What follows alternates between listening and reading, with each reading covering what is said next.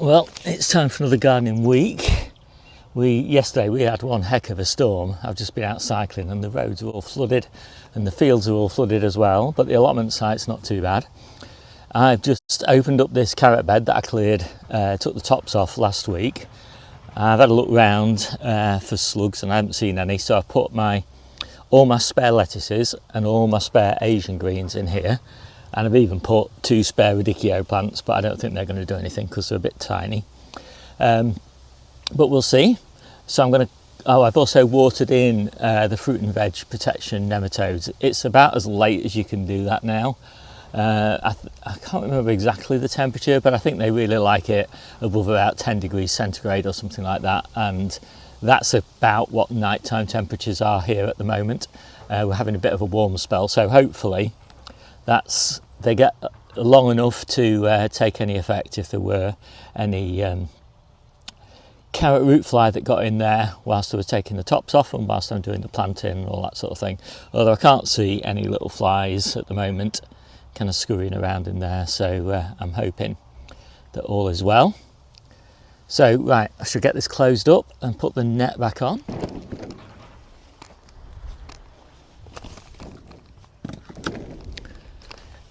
And I'm putting these chocks in here because I do want to make sure that it stays fairly well ventilated in here.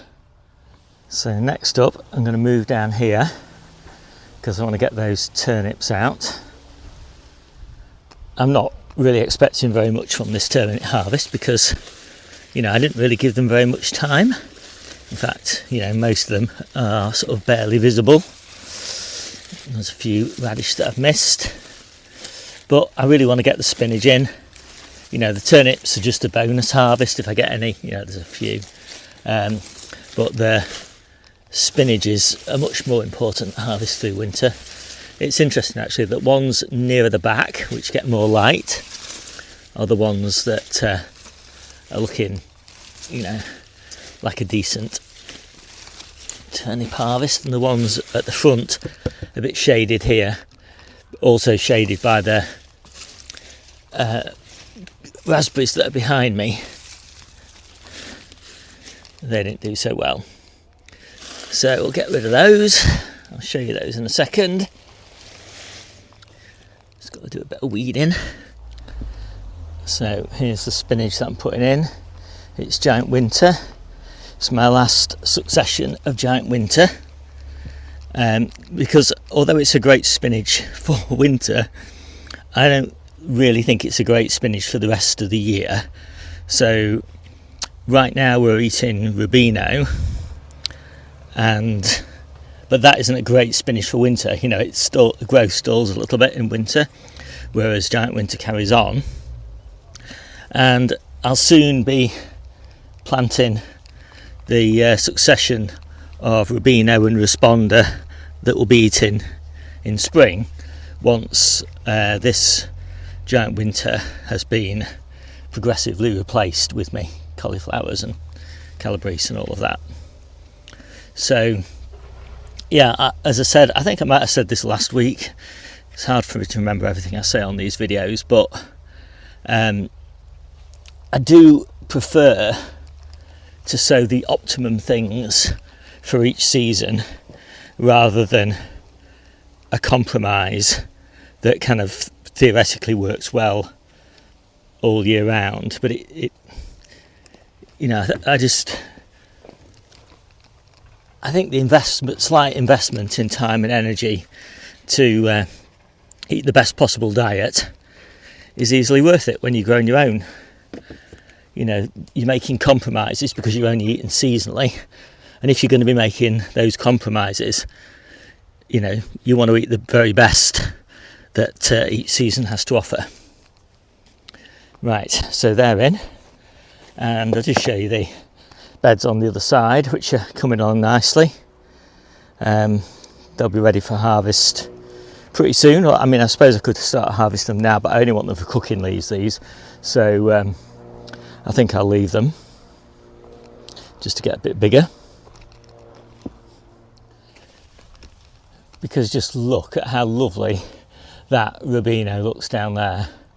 really lovely. Yeah, you know, the leaf quality is so high and looks so nice with the red ribs and all that sort of thing. It's just, yeah, it's a really lovely spinach for autumn. I'm just looking at this lettuce bed which I'm about to start harvesting this week, and this is looking lovely and lush as well. Very, very pleased with this.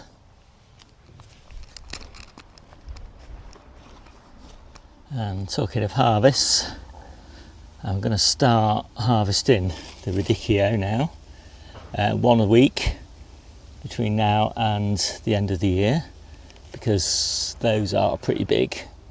There's not a lot of point leaving those in now, because they do sort of deteriorate in quality by the end of December, so best eaten by then, I think, or stored away in the fridge. So I've just sowed my first 2 tubs of Napoli carrots for harvesting late April, May and June, and I've got 2 more to do, but I've run out of seeds. But fortunately, one of my viewers, Alison, has kindly said she'll send me some, so that's not a problem for me.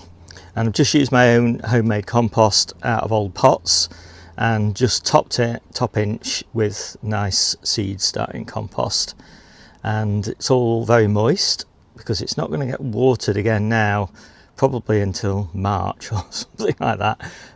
You know, it's very hard to water little tiny floppy carrot seedlings, which is what we'll have here in about 3 weeks time, which will make it early November. And the little carrot seedlings, they won't grow very much, to be honest. They'll stay really small, probably about an inch or so tall, until the end of February, when they'll kick into growth. But starting them now in mid-October does give you, you know, 3 or 4 weeks earlier harvest, and you get the extra benefit that you know by February that you're actually going to get a successful harvest, because you can see the seedlings and the health of them and all that sort of thing. Whereas if you sow in February and you don't get very good germination, you really don't know that until March, and then you're about 2 months behind. So I've just taken these 3 pitiful specimens of Savoy cabbages out of the ground because they've got club root and they're in a really shady spot. They won't grow, so I've potted them up, put them in a nice limey compost. I don't know whether they'll survive or grow or anything like that, but they stand a better chance in here than they do down there, so I just don't want to lose them. So I'm just popping in my garlic, and you can see these pots I've got down here. That's where the yacon is going next year, and the yacon goes in May, and obviously the garlic is still in at that point, so I want to make sure that I don't put garlic where the yacon's going.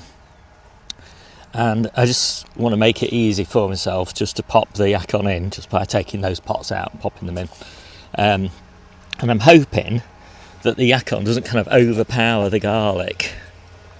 I don't think it will. I think I'll only put 2 rows of garlic in there. The yacon will be quite big by then, but I'm hoping it'll be okay. I'm always trying to find new interplanting schemes.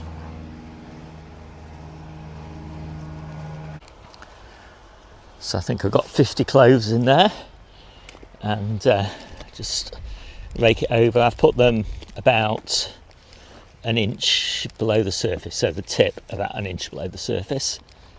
And I have a lot of problems with cats, and I don't know whether there's foxes on this site, but you never see them, of course. But they're always on this, a nice freshly dug bed like this, they're always coming around trying to dig it up. So I'm just going to pop this net over.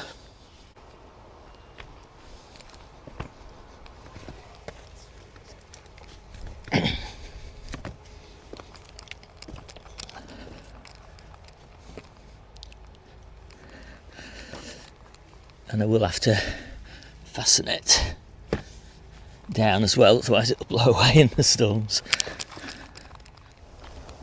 So what I want to do now is I want to take all this asparagus down, chop it off, but I can't do that till I make some space in the compost bins,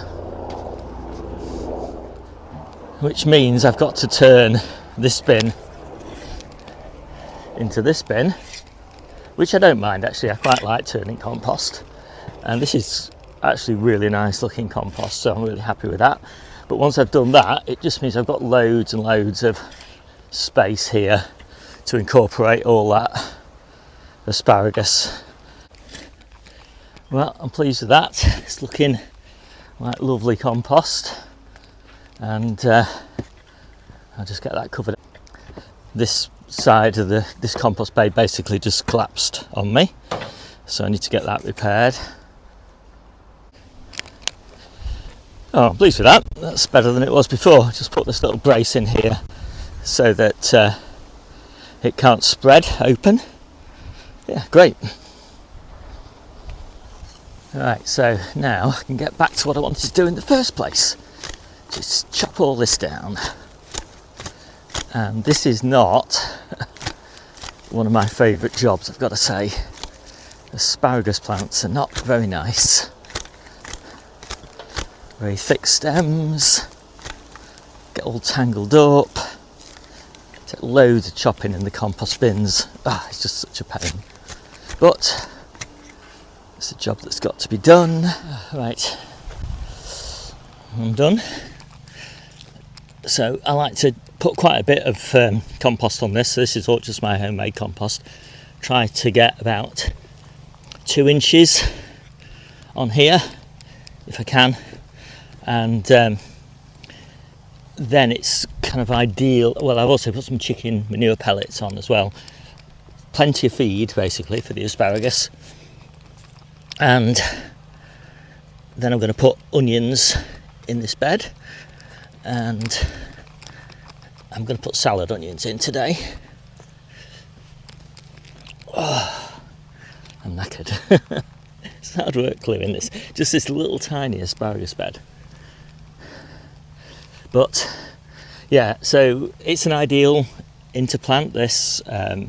Any sort of early onion, so an overwintered Japanese onion or a salad onion, something like that, is ideal because they will share the bed quite happily with the asparagus until you let the asparagus grow on.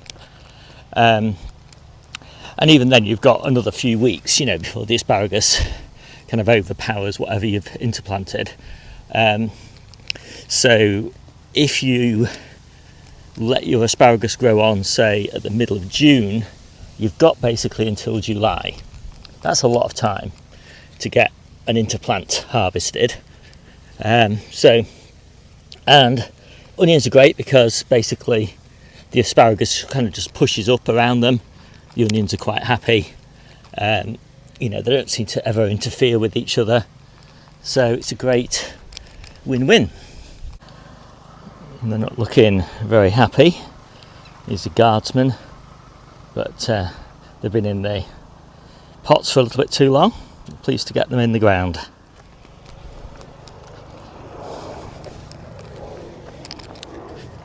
So I'm really happy to have got those in.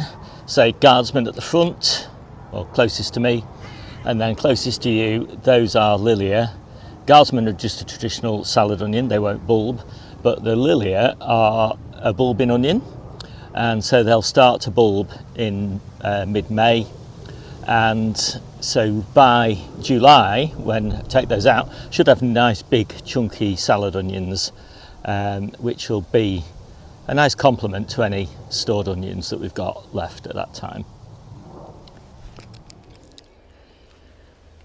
So I just planted my last bed on the allotment. I mean, you're never finished with planting, of course, because there's always crops finishing and getting replanted, but it's going to be about one bed a month now for the next 3 or 4 months probably. So this bed was lettuces and salad interplanted with salad onions, and now it's salad onions interplanted with elephant garlic at that end and garlic at this end, true garlic at this end. And the salad onion should be out by about March time, which is the time at which the garlic really needs the bed to itself. So yeah, I'm pretty pleased actually. We're doubling the amount of elephant garlic that we grow this year, and hopefully next year we'll triple the amount.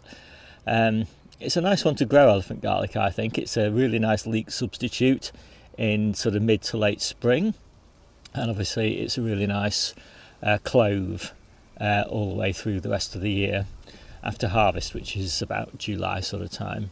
With elephant garlic, you do plant it quite a bit deeper than true garlic. I tend to plant my true garlic about 1 inch below the tip of the garlic, about 1 inch below the surface, and for elephant garlic maybe 2 to 3 inches below the surface, so quite a big difference. Well, that's me finished for the week. Nothing else to plant on the allotment now, it's all done.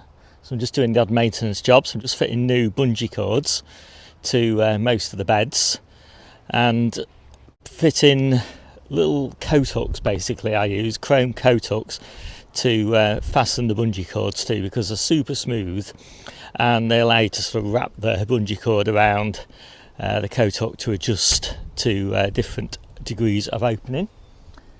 No harvest this week because I'm away on holiday, so that's it. My name's Steve, this is the Seaside Kitchen Garden and Allotment channel, and I'll see you soon.